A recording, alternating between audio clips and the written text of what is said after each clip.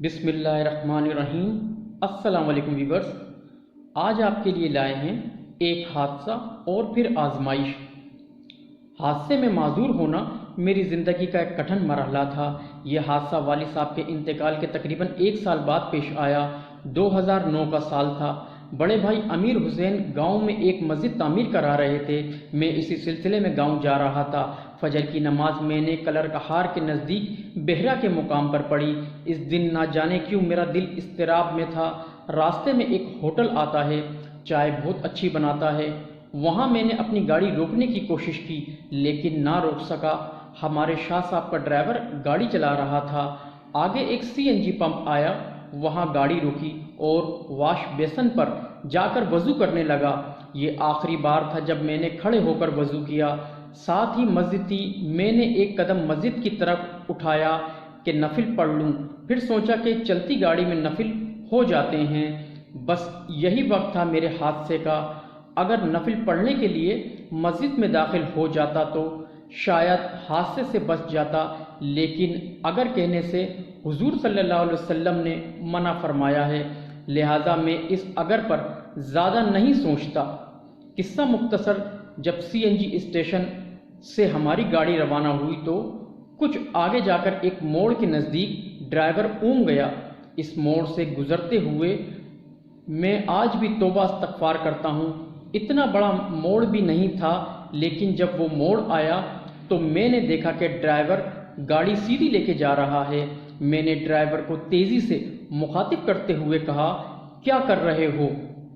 بس یہ جملہ کہنے کی مہلت ہی مل سکی اور گاڑی نیچے جا گری۔ ڈرائیور کو کچھ نہ ہوا، نہ گاڑی کو نقصان پہنچا، دونوں سلامت رہے، لیکن میرے سر میں شدید چوٹ لگی اور حرام مغز بری طرح متاثر ہوا۔ اس کے نتیجے میں میرا دھڑ کا نچلا حصہ مکمل طور پر مفلوج ہو گیا۔ اب تو میری ٹانگوں میں کافی حرکت ہوتی ہے، لیکن پہلے نچلا دھڑ اس قدر سن ہو گیا تھا کہ کوئی چٹکی بھی بھر لے تو احساس نہیں ہوتا تھا۔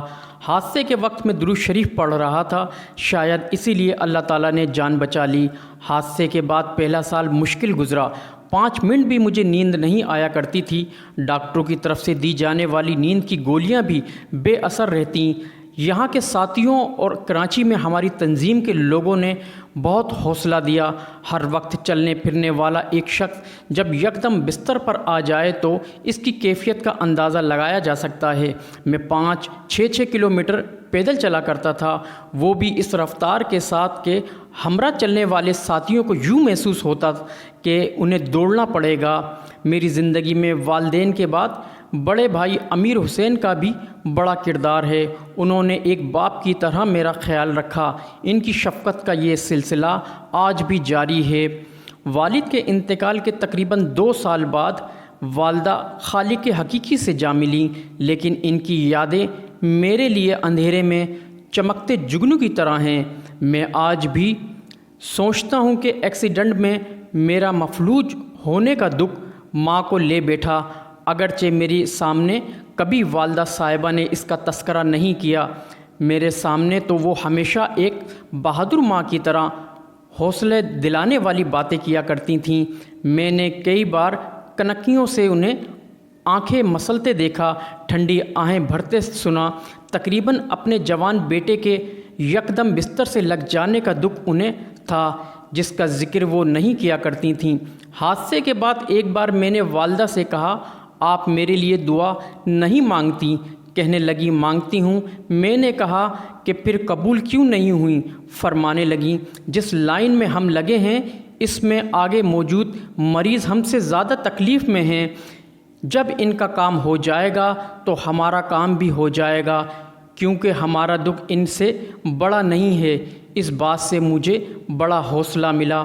اللہ تبارک تعالیٰ امیر المجاہدین علامہ خادم حسین رضوی رحمۃ اللہ علیہ کے مزار پر انوار پر رحمتوں کی بارش فرمائے، آمین ثم آمین۔ ویورز، قصے کے بارے میں فیڈ بیک ضرور دیجیے گا، چینل کو سبسکرائب کریں۔ ملتے ہیں نیکسٹ ویڈیو میں۔ اللہ حافظ۔